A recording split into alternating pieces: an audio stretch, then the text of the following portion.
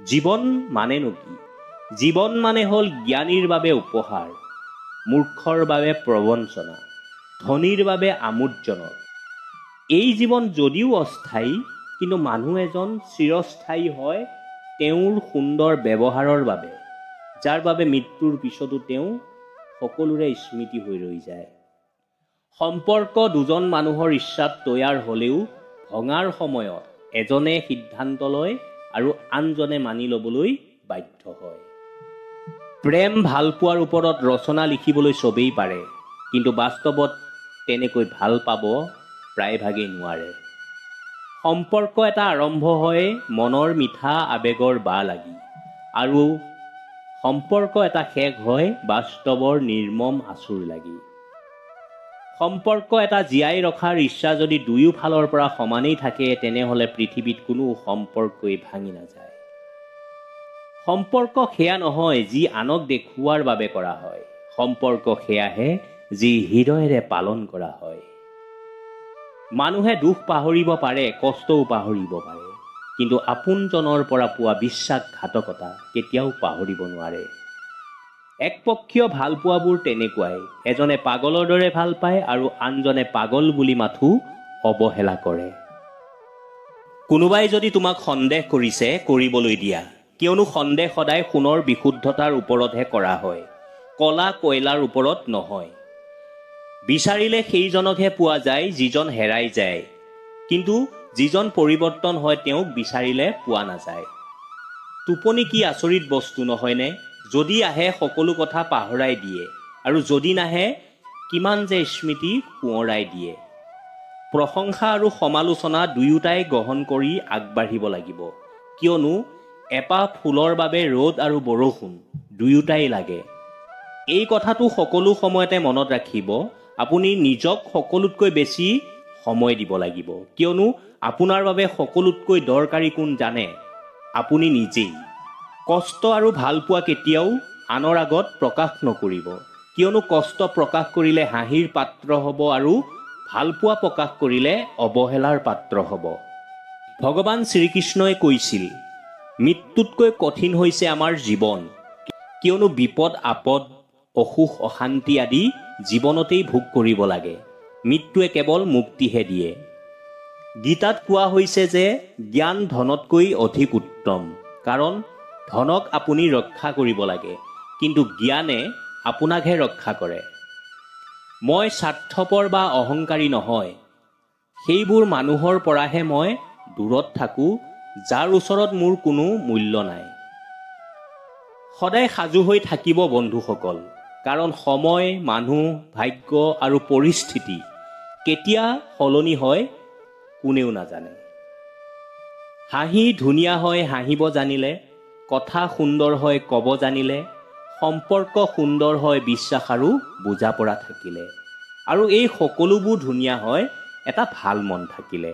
সেয়ে সদায় এটা ভাল মনৰ গৰাকী হ'বলৈ যত্ন কৰিব।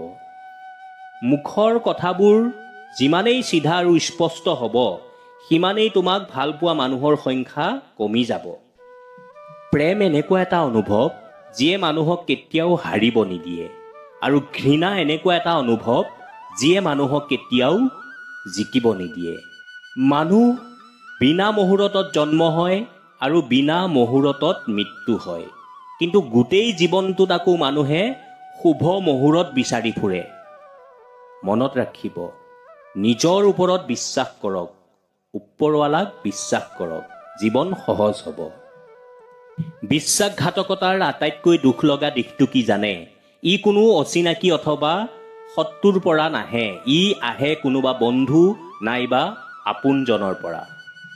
কেইটামান সুন্দৰ কথা, বেজাৰক ডিলিট কৰিবা, সুখক ছেভ কৰিবা, বন্ধুত্বক ডাউনলোড কৰিবা, শত্ৰুতাক ইৰেজ কৰিবা, মিছাক ছুইচ অফ কৰিবা, টেনশ্যনক নট ৰিচেবল ৰাখিবা, মৰমক ইনকামিং কৰিবা, ঘৃণাক আউটগয়িং কৰিবা, হাঁহিক ইনবক্সত ৰাখিবা, চকুলোক আউটবক্সত থবা, খঙক হোল্ড কৰিবা, সহায়ক অ'কে কৰিবা, হৃদয়ক ভাইব্ৰেট কৰিবা।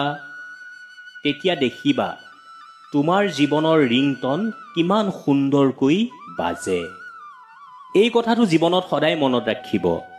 শত্ৰুক নিজৰ বন্ধু হ'বলৈ হাজাৰ বাৰ সুযোগ দিয়ক, কিন্তু বন্ধুক শত্ৰু হ'বলৈ এবাৰো সুযোগ নিদিব। 3জন মানুহক জীৱনত কেতিয়াও নাপাহৰিবা। 1, যিজনে তোমাক বিপদত সহায় কৰে, যিজনে তোমাক বিপদত এৰি থৈ নাযায়। 3, যিজনে তোমাক বিপদত পেলায়। কালি যি হৈ গ'ল মই সলনি কৰিব নোৱাৰোঁ, কিন্তু কাইলৈ কি হ'ব মই আজিয়েই ঠিক কৰিব পাৰোঁ, কাৰণ আজি মই যি কৰি আছোঁ কাইলৈ তাৰ ফলাফল পাম। আব্দুল কালাম ছাৰে এষাৰ ধুনীয়া কথা কৈছিল, যিজন বন্ধুৱে তোমাক বাৰে বাৰে মদ খাবলৈ বাধ্য কৰে সেই বন্ধুজন অনতি পলমে ত্যাগ কৰা উচিত, কাৰণ সেইজন বন্ধুৰূপী শত্ৰু। চাণক্যই এটা খুব সুন্দৰ কথা কৈছিল, যি সঠিক পথ দেখুৱাব নোৱাৰে তাৰ লগত বন্ধুত্ব কৰাটো শত্ৰুতা কৰাতকৈও ভয়ংকৰ। মহামানৱ মহাত্মা গান্ধীয়ে এষাৰ খুব সুন্দৰ কথা কৈ গৈছে।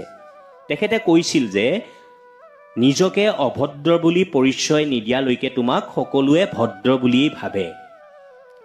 3টা চিৰসত্য কথা। পুত্ৰক চিনিবা বিবাহৰ পিছত, ভাতৃক চিনিবা সম্পত্তিৰ ভাগত, আৰু ভাৰ্যাক চিনিবা বাৰ্ধক্যকালত। দুখক সহ্য কৰাজনে ভৱিষ্যতে সুখী হ'ব পাৰে, কিন্তু নিজৰ সুখৰ বাবে আনক দুখ দিয়াসকল কেতিয়াও সুখী হ'ব নোৱাৰে। ল'ৰাৰ অবিহনে ছোৱালীৰ জীৱন শূন্য। প্ৰমাণ চাব বিচাৰে নেকি? চাওক, মেনৰ সহায় নোলোৱাকৈ ওমেন লিখিব নোৱাৰি, মিষ্টাৰ নহ'লে মিছেছ লিখিব নোৱাৰি, হিৰইন লিখিব গ'লেও হিৰো লাগিবই, মেল নহ'লে ফিমেল নহয়, হিৰ সহায় নোলোৱাকৈ চি লিখিব নোৱাৰি। তথাপিও যে ছোৱালীবোৰে কিহৰ ইমান অহংকাৰ দেখুৱাই বুজি পোৱাই কঠিন। জীৱনত ভাল মানুহ নিবিচাৰি নিজেই ভাল হওক, যাতে আপোনাক লগ পাই কোনোবাই বিচাৰি ফুৱাটো পায়। সদায় আনৰ বেয়া দেখা মানুহবিলাক, বেয়া বিচাৰি ফুৰা মানুহবিলাক মাখিৰ দৰে হয়, যিয়ে সুন্দৰ সুন্দৰ ফুল আৰু ফল দেখিলেও কেৱল লেতেৰাতহে বহে। আৰু ভাল মানুহবিলাক সদায় মৌ মাখিৰ দৰে হয়, য'তেই যিমানেই লেতেৰা নহওক কিয় সেইখিনি পাৰ হৈ সদায় ফুলত পৰি ৰস গোটাই আনৰ উপকাৰ কৰে। এতিয়া আপুনি ভাবক, আপুনি লেতেৰাত পৰা মাখিটো হ'বনে ফুলত পৰা মৌ মাখি হ'ব? যদি কোনোবাই কেৱল আপোনাৰ দুখ খুচৰি ফুৰে তেন্তে তেওঁক কওক, তুমি কেৱল আনৰ দুখহে হিচাপ কৰি ফুৰা, কেতিয়াবা নিজৰখিনি জুকিয়াই চাবা, বেহুচ হৈ যাবা। যিসকলে আপোনাক ভাল নাপায় সেইসকলৰ কাৰণে আপুনি ভাল হোৱাৰ দৰকাৰ নাই, কিন্তু সেইসকলৰ পৰা সাৱধানে থাকা যিয়ে আপোনাৰ লগত ভাল পোৱাৰ নাটক কৰে। যলৈকে দেখিবা তালৈকে যাবলৈ যত্ন কৰিবা। যেতিয়া তুমি সেইখিনি পাবাগৈ তেতিয়া আগলৈও দেখিবা, আগলৈও যাবলৈ চেষ্টা কৰিবা। কোনে কৈছে মানুহে ৰং নবদলায় বুলি? কাৰোবাৰ আগত সঁচা কথা কৈ চাওক, তেওঁ এটা নতুন ৰূপ আপোনাৰ সন্মুখত আহিব। মানুহৰ ওঠৰ হাঁহিটোৱেই হ'ল পৃথিৱীৰ শ্ৰেষ্ঠ চুম্বন। বন্ধুসকল, মনত ৰাখিব, এই পৃথিৱীত কেৱল ডাক্তৰ আৰু ইঞ্জিনিয়াৰেই সুখী মানুহ নহয়। জীৱনত সফলতা অৰ্জন কৰিবলৈ কেৱল 90% নম্বৰেই প্ৰয়োজন নহয়। একাগ্ৰতা, নিষ্ঠা আৰু সততাৰে যিকোনো কাম কৰক, সফলতা লাভ কৰিবই। জীৱনত বহুত ভুল এই কাৰণেই হয় যে যিবোৰ সিদ্ধান্ত আমি বিচাৰ বিবেচনাৰে ল'ব লাগে সেইবোৰত আমি ভাবুক হৈ পৰোঁ। ফল দিয়া গছ আৰু গুণৱান ব্যক্তিয়েহে একমাত্ৰ মূৰ দোৱায়, শুকান গছ আৰু মূৰ্খবোৰে একমাত্ৰ আকাশখনহে চিনি পায়। নিজে ভালে থাকিলেহে আনকো ভালে ৰখা সম্ভৱ। সেয়ে প্ৰথমে নিজে ভালে থাকক, তাৰ পিছত আনক ভাল কৰিব বিচাৰিব। পুনৰ লগ পাম আন এটা নতুন ভিডিঅ'ৰ সৈতে। তেতিয়ালৈকে আপোনালোকে ভালে থাকক, কুশলে থাকক আৰু সদায় হাঁহি থাকক।